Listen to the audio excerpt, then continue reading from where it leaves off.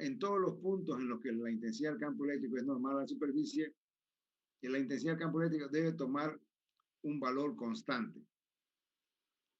Entonces, estas son las propiedades que debe tener como mínimo una superficie gaussiana. Ahora vamos a ver la relación que existe o la ley de Coulomb versus la ley de Gauss. Vimos anteriormente que la ley de Coulomb nos permite encontrar la fuerza, ¿no es cierto? Entonces, la fuerza de atracción que existe entre cargas puntuales. Entonces, las dos leyes son equivalentes. La ley de Coulomb tiene origen experimental.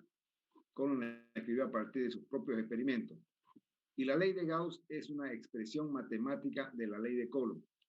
Se dice que es su expresión diferencial. Sigue siendo la ley de Coulomb, pero en vez de decir cómo es la fuerza, la ley de Gauss dice cómo varía esta fuerza. Pero ambas explican lo mismo. Y se refieren al origen a que el origen de la fuerza electrostática es la carga eléctrica. O sea, si no hay carga eléctrica, no hay fuerza electrostática. Siempre estamos hablando con relación a cargas puntuales. Ahora vamos a ver el flujo de un campo eléctrico. Una definición preliminar para el flujo de un campo eléctrico a través de una superficie gaussiana es que va a ser igual el flujo eléctrico o phi va a ser igual a la sumatoria de la intensidad del campo eléctrico multiplicado punto por la variación del área, o sea, cómo va variando infinitesimalmente el área. Entonces, aquí podemos observar en este gráfico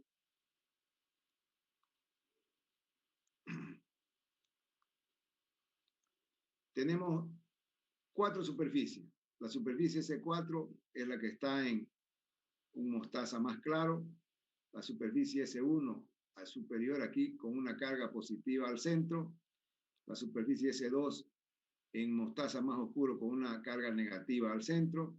Y la superficie S3 que es en más mostaza pero sin carga en el interior. Entonces vamos a analizar qué sucede con estas 4 superficies. Tenemos que según la ley de Gauss, el flujo eléctrico a través de una superficie gaussiana será determinado por esta ecuación, integral de la intensidad del campo eléctrico multiplicado punto por el diferencial del vector área.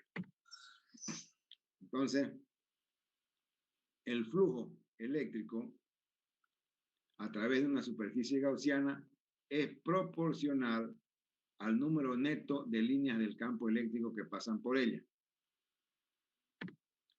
Entonces aquí tenemos que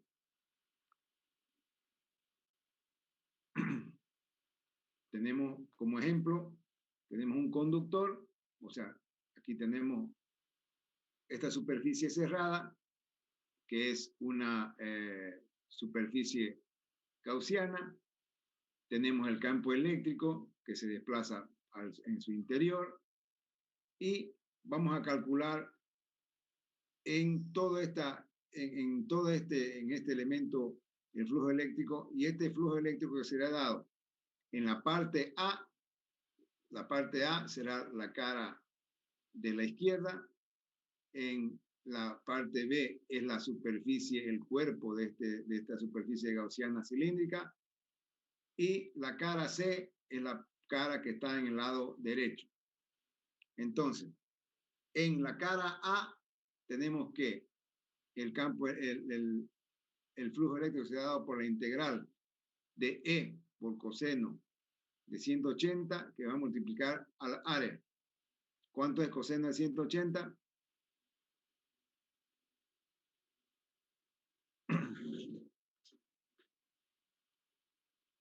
-1.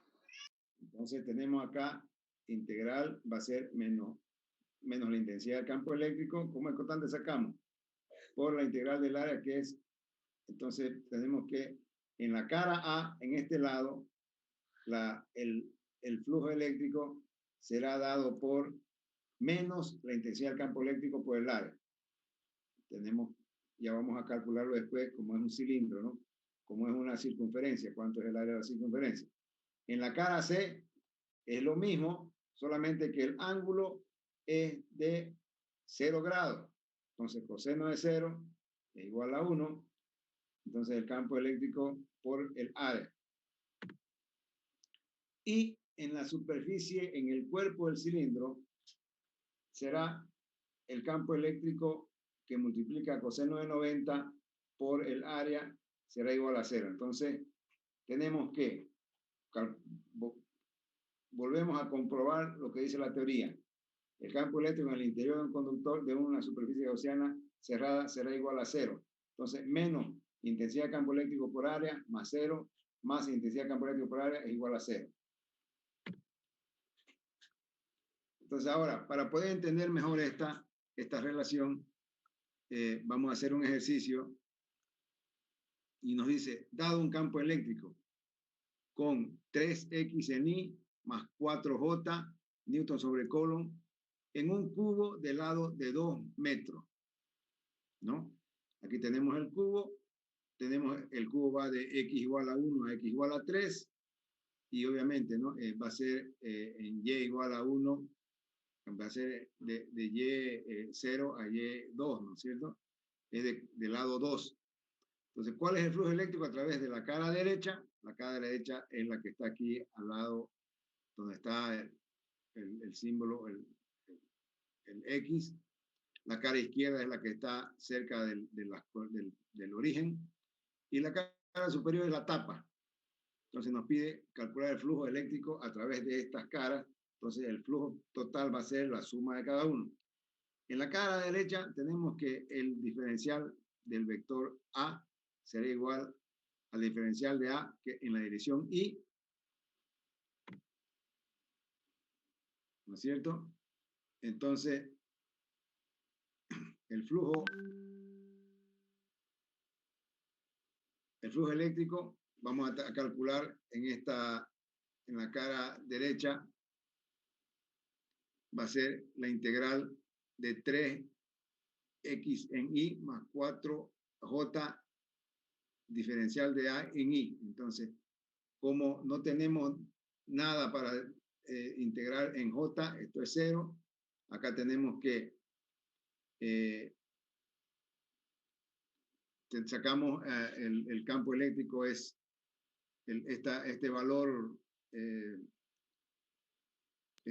de 3 es constante, sale, queda para integrar x de A.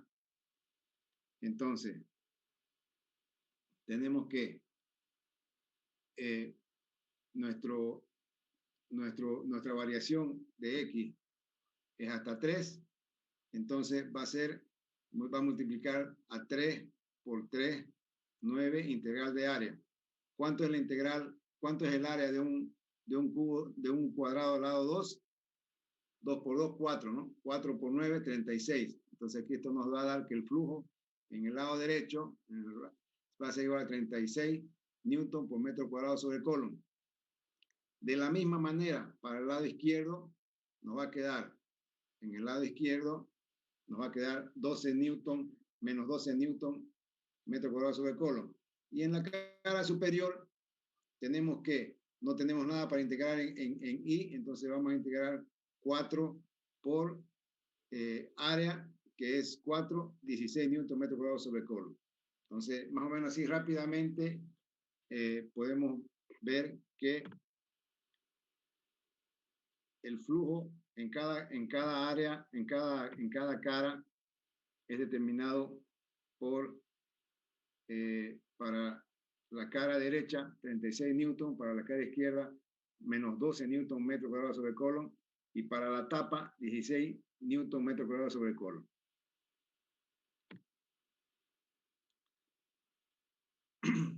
Volviendo un poco a la explicación y a la relación entre las dos leyes. La ley de Gauss y la ley de Coulomb, aunque expresadas de diferente forma, son caminos equivalentes para describir la relación entre carga eléctrica y campo eléctrico en situaciones de reposo, o sea, para ver lo que es electrostática. Y la ley de Gauss nos dice que es la permitividad al vacío por el flujo sería igual a la carga encerrada, o la permitividad en el vacío, que multiplica reemplazando el valor del phi, que es integral de contorno de la intensidad del campo eléctrico, que multiplica la diferencia del área, sería igual a la carga encerrada, o que la carga que está dentro de la superficie gaussiana. Entonces aquí tenemos la superficie diferente. La superficie S1, el campo eléctrico es externo para todos los puntos de esta superficie. Entonces en esta superficie 1, al tener una carga positiva en el interior, es una fuente de campo. Entonces todas las líneas de campo salen de la carga y entonces el campo eléctrico es externo a los puntos de la superficie. En la superficie 2, el campo eléctrico es interno para todos los puntos en esta superficie, debido a que la carga interna es negativa, entonces es un sumidero de campo. En la superficie 3, esta superficie, como no tiene carga, entonces la carga interior es 0. En la superficie 4, esta superficie no contiene carga neta, debido a que encierra carga positiva y carga negativa de igual magnitud.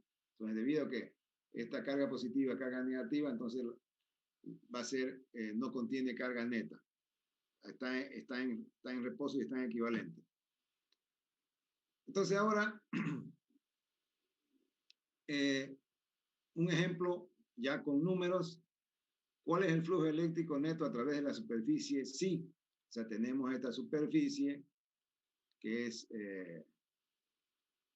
no tiene una forma simétrica, pero dentro de ella tenemos la carga 1 positiva, la carga 2 negativa y la carga 3 negativa. ¿Ya? Entonces la carga 3 y la carga 4 la carga 4 están fuera de esta superficie gaussiana, la carga 4 está fuera, la carga 5 negativa está fuera también. Entonces, ¿cuál es el flujo eléctrico neto a través de la superficie? Por la teoría que hemos visto, tenemos que el flujo sea igual a la carga encerrada sobre la permitividad en el vacío. Entonces, vemos la sumatoria de estas cargas. Va a ser igual a Q1 más Q2 más Q3 sobre permitividad en el vacío. Entonces, aquí tenemos Q1 es igual a 3.1 nanocoulomb. Q2 es menos 5.9 nanocoulomb. Y Q3 es menos 3.1 nanocoulomb. Sumando todo, haciendo todo esto, tenemos menos 9 nanocoulomb más 3.1 nanocoulomb. Haciendo esta y dividimos por la permitividad en el vacío. La permitividad en el vacío es 8.8654 por 10 a la menos 12. Entonces hacemos esta operación y vamos a tener que el flujo interno en neto en esta superficie gaussiana va a ser igual a menos 670 newton metro cuadrado sobre el coulomb. Ahorita, en este momento estamos pasando así, solamente explicando qué es lo que hay. Posteriormente vamos a usar la calculadora y vamos a reemplazar este valor de la permitividad en el vacío. Entonces, si alguien tiene una calculadora a mano, podemos hacer que son 9 nanocoulomb menos 3.1 serán 5.9 nanocoulomb dividido entre 8.8654 por 10 a la menos 12 y nos tiene que dar menos 670 newton por metro cuadrado sobre el coulomb.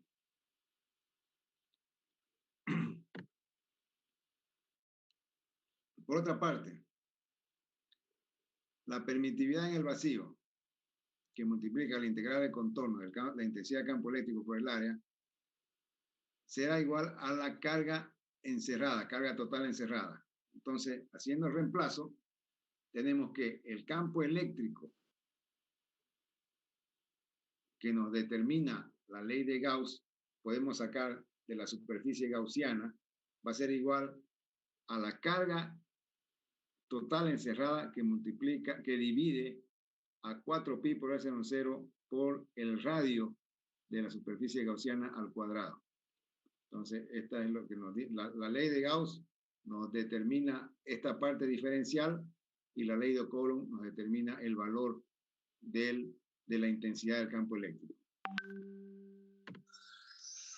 Entonces, la ley de Gauss es equivalente a la ley de Coulomb. Por otra parte, si una carga es colocada en la superficie de un conductor aislado, esa cantidad se esparcirá por toda la superficie del conductor y nada de esa carga será encontrada en la superficie del conductor. Entonces aquí tenemos una superficie encerrada y esta es la superficie gaussiana. Por otra parte, si tiene una cavidad interna, vamos a tener la superficie encerrada y la superficie gaussiana. Entonces, lo que decía anteriormente, el conductor aislado con cavidad, en este caso no se encuentra carga en las paredes de la cavidad, o sea, al interior. Y sin conductor, el campo eléctrico es creado por la carga y no así por el conductor. El conductor simplemente proporciona el medio inicial para que las cargas se posicionen. Ahora vemos el campo eléctrico externo. Si tenemos una superficie conductora, esta superficie aquí en verde está cargada positivamente y vista de perfil, tenemos que la superficie sigue cargada, pero esta es la superficie gaussiana donde vamos a estudiar el campo eléctrico y eso nos determina que en el interior de la superficie gaussiana el campo eléctrico será igual a cero. Nos dice que la densidad superficial de carga sobre la permitividad en el vacío es igual al campo eléctrico en una superficie conductora. Otro ejemplo, carga en el interior de una superficie gaussiana tipo cáscara esférica. Entonces, si tenemos aquí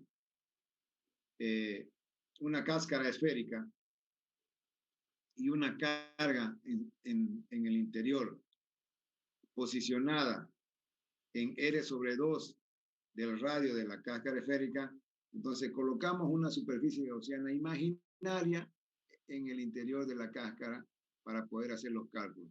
Entonces en el interior nos va a determinar, vamos a tener que en la superficie hay cargas negativas, en la superficie, en el interior van a ser las cargas positivas, cuando tenemos una carga negativa en el interior de la superficie gaussiana con cavidad interna.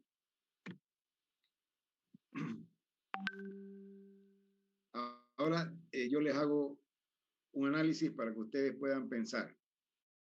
Si el flujo eléctrico a través de la superficie gaussiana es cero y la carga neta contenida en la superficie gaussiana también debe ser cero, con una carga de menos 5 microcoulomb dentro de la cáscara y una carga de más 5 microcoulomb debe ser colocada en el interior de la pared de la cáscara. ¿Eso es cierto?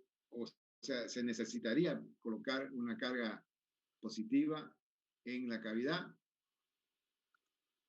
Eso, les hago la pregunta para que puedan pensar con la teoría. Y ya me salió la señal de corte, sé que por favor si se corta se van a reconectar con el mismo ID y el paso.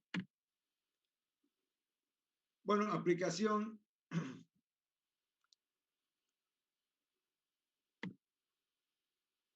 Perdón. Aplicación, vamos a utilizar un cilindro simétrico para poder analizar el flujo. Entonces, tenemos que el flujo eléctrico será igual a la intensidad de campo eléctrico por el área por el coseno del ángulo si es que no fuera perpendicular. En este caso, como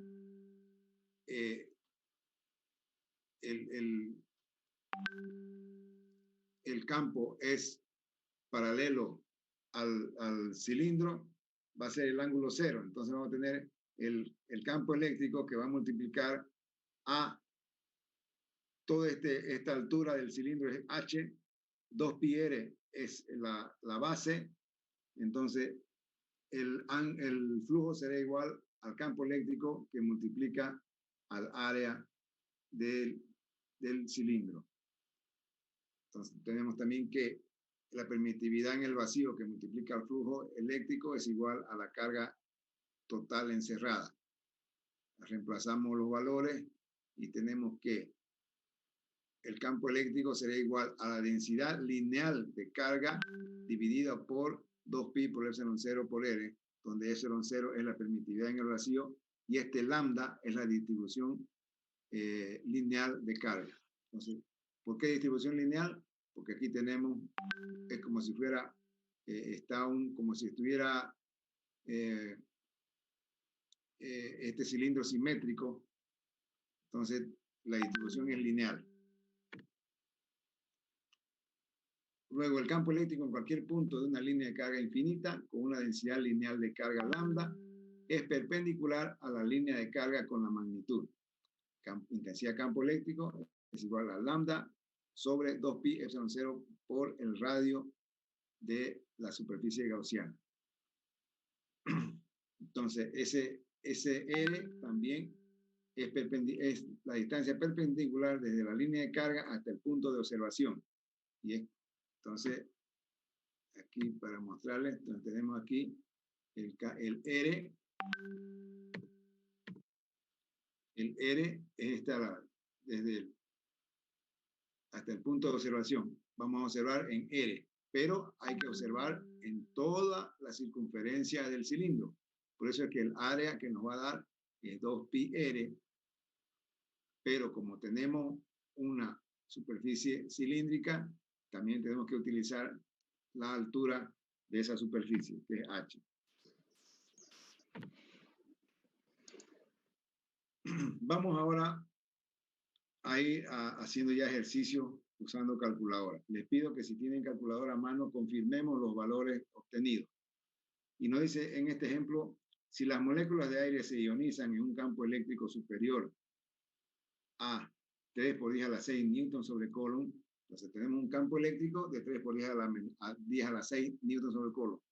¿Cuál es la distancia de ruptura con una densidad lineal de carga igual a 1 por 10 a la menos 3 Coulomb por metro? Entonces, como sugerencia, tenemos que la superficie gaussiana del campo eléctrico 3 por 10 a la 6 newtons sobre Coulomb deberá ser cilíndrica con radio R, debido a que las moléculas del aire dentro de este radio se ionizan, mientras que las moléculas que están fuera de ese radio no se ionizan. Entonces, ya sabemos la densidad lineal de carga y sabemos el valor de la intensidad de campo eléctrico. Entonces, de la fórmula anterior, sacamos las que se ionizan dentro. Vamos a ver que reemplazando los valores de la densidad lineal de carga y el campo eléctrico y con los otros datos que tenemos, nos va a decir que el radio donde se ionizan las cargas es a 6 metros. Es solamente reemplazar y solamente también leer bien el enunciado para no confundirse. Ahora tenemos la aplicación de la ley de Gauss en simetría plana. Y aplicamos para una hoja no conductora.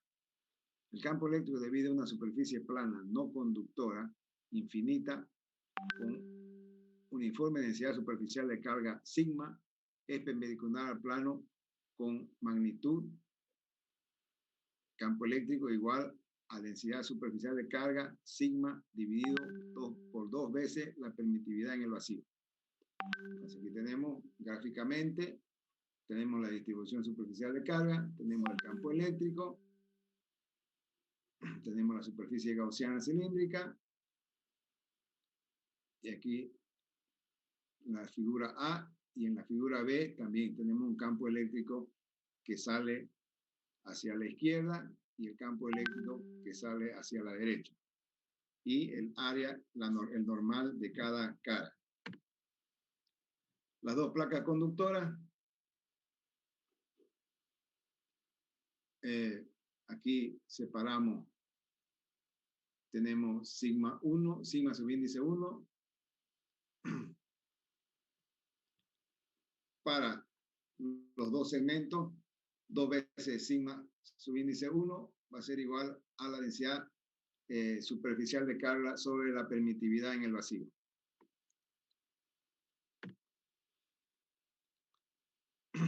Ahora, usando una superficie esférica para la ley de Gauss, tenemos aquí dos superficies imaginarias, S2 y S1.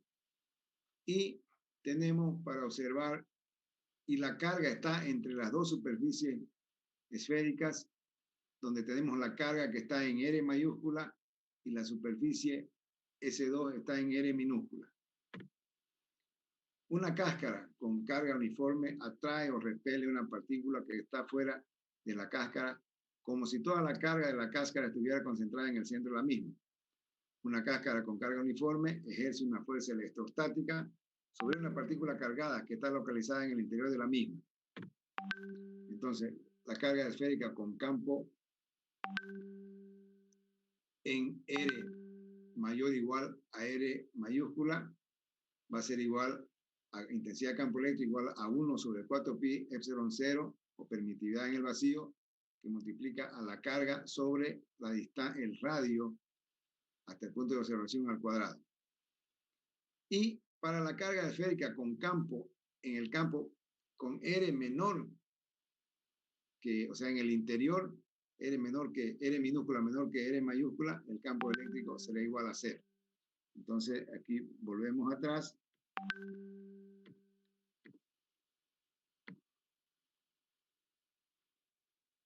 Para el campo eléctrico que esté menor que R, o sea, que está dentro, como hemos visto que el campo eléctrico dentro de la superficie va a ser igual a 0, entonces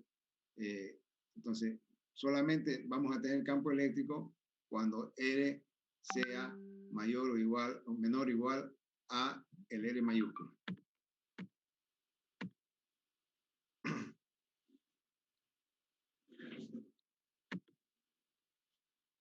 Ahora la distribución esférica de un campo cuando R es mayor o igual a el radio de la superficie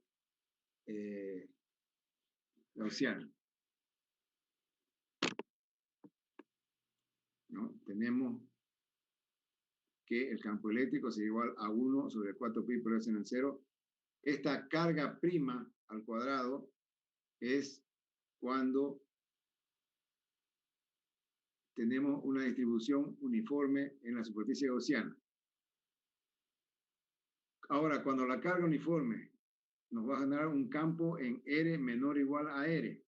Entonces, cuando tenemos el volumen de todas las cargas y aplicamos una superficie gaussiana donde es menor que el valor del R, que es la superficie de la esfera, vamos a tener que la intensidad del campo eléctrico sería igual a la carga sobre 4pi por la permitividad del vacío al cuadrado, por la permitividad en el vacío, que multiplica al radio de la esfera al cubo, que multiplica a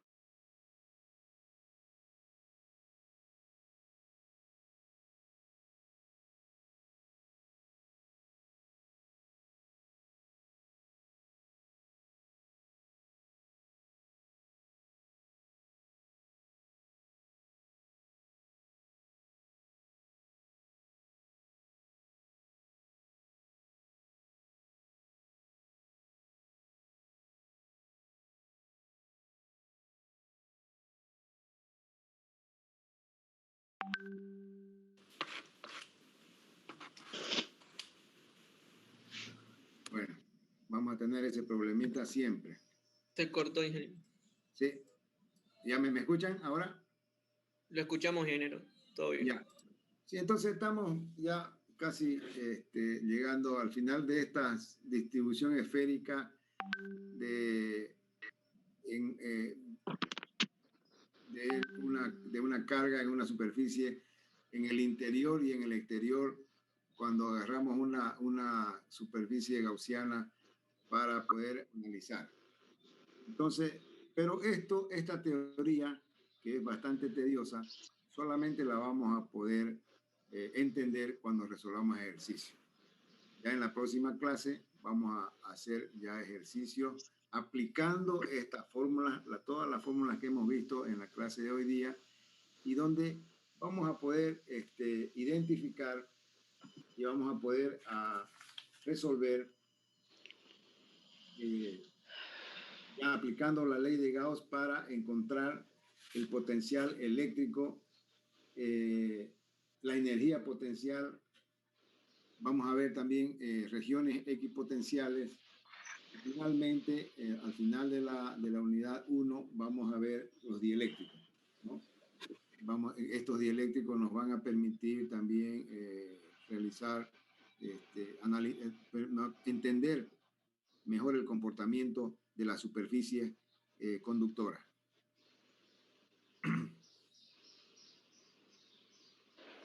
Bueno, ¿alguna pregunta?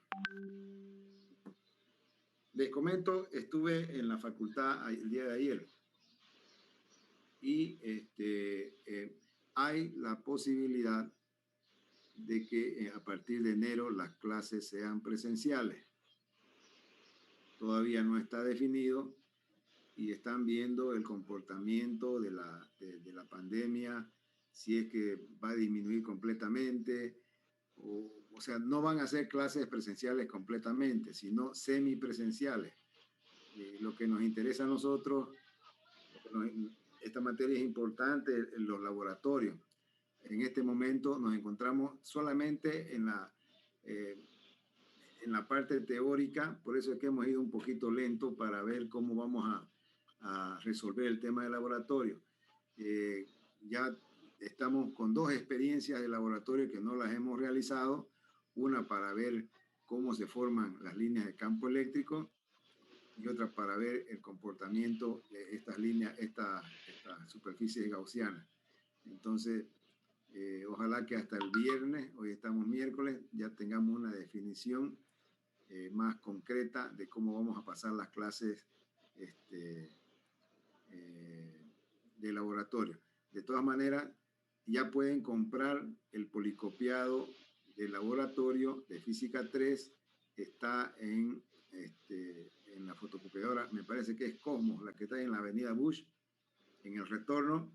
Bueno, no me recuerdo bien el nombre, pero hay una fotocopiadora ahí que está bien en el retorno, donde hay mucho material de tecnología y de los laboratorios. Si no lo compran, yo voy a tratar de comprarlo y tenerlo escaneado y subírselos en PDF para que ustedes lo puedan bajar de la plataforma. ¿Listo? Para que todos puedan tener acceso a ese policopiado, y vamos a ver de las prácticas, que tenemos 2 prácticas pendientes. Al terminar la unidad 1, vamos a tener 2 prácticas de laboratorio pendientes. Entonces, no quiero que nos alejemos mucho de esas prácticas iniciales para que ustedes puedan acompañar la materia. ¿Alguna pregunta? Una consulta, ingeniero, pero el auxiliar Salcedo nos mandó un video de laboratorio 1 que teníamos que presentar hasta el viernes. Sí, él se presentó. Va a ser también de pizarra, si no me equivoco. Ya, perfecto. Dijo que es del grupo SC.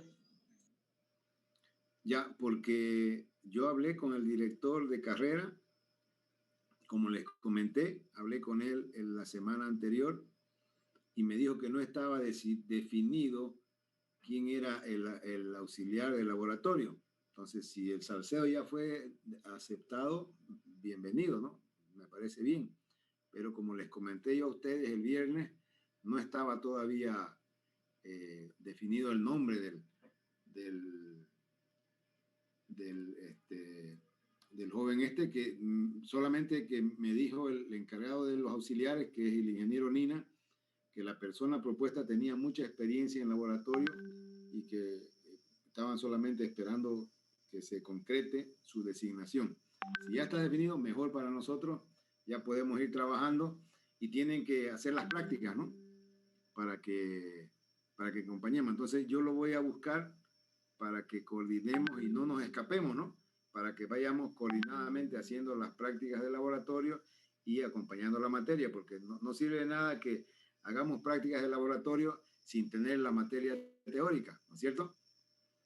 Entonces, primero tenemos que avanzar en la teoría, hacer las prácticas de laboratorio y así, coordinadamente, ¿no? Para que no estén, digamos, confundiéndose, porque puede dar que se confundan si comienzan a, por ejemplo, si vienen a identificar la línea de campo eléctrico sin saber qué es una línea de campo eléctrico, ¿no es cierto? Entonces va a ser más complicado.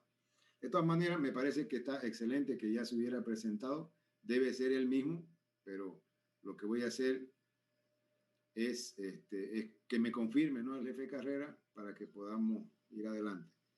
Ingeniero, disculpe, de casualidad no, el auxiliar Salcedo no se comunicó con usted, tal vez. No, hasta ahora no.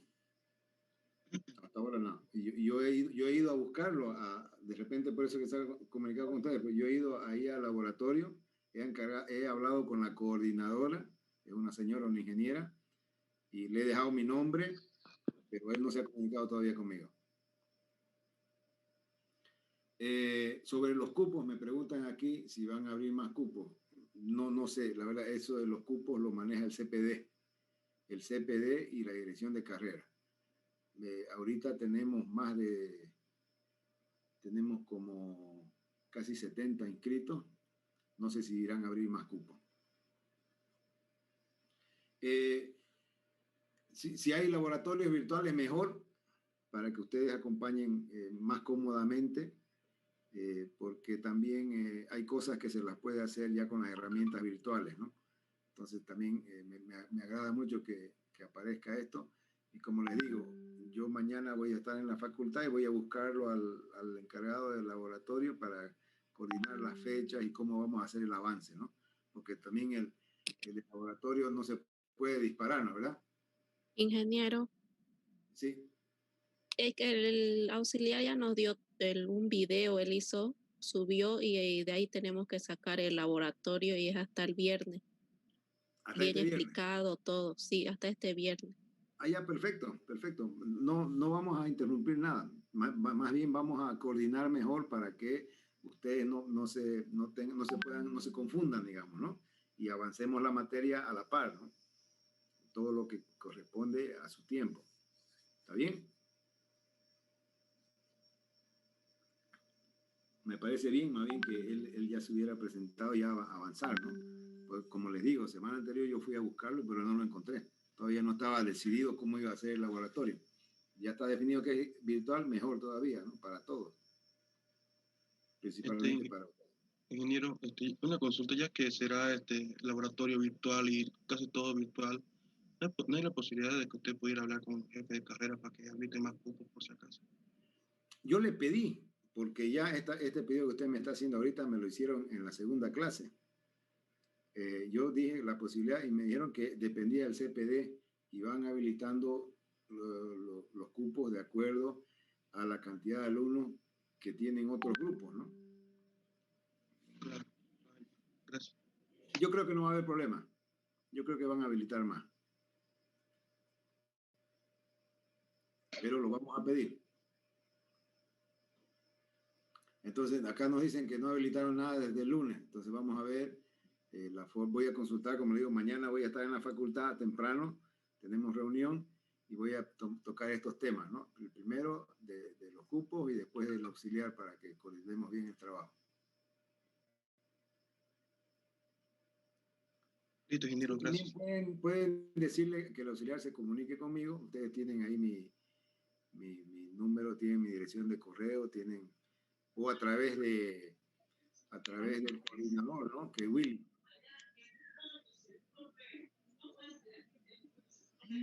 Sí, creemos que se va a conectar con usted al transcurso del día, no sabemos, porque ayer mismo nomás nos avisó recién.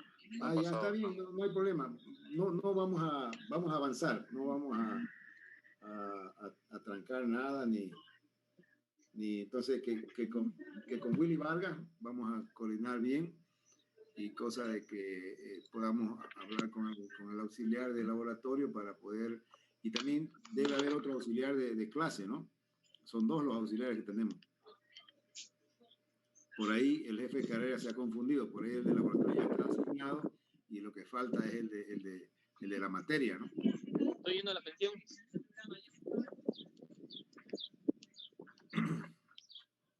Bueno, jóvenes, entonces,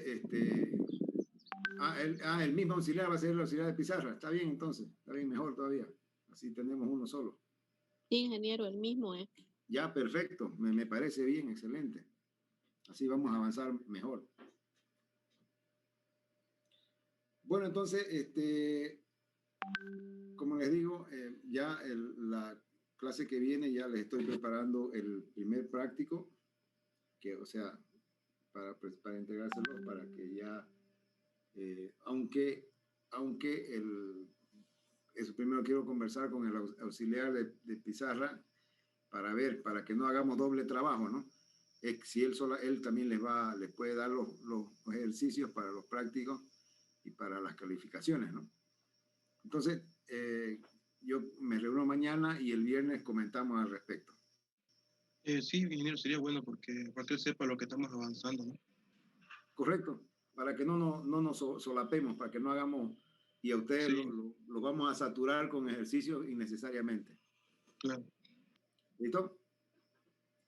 Bueno, entonces, agradeciéndoles por su participación y presencia, los espero el viernes a las 11:30 de la mañana. Muchas gracias. Hasta luego, ingeniero.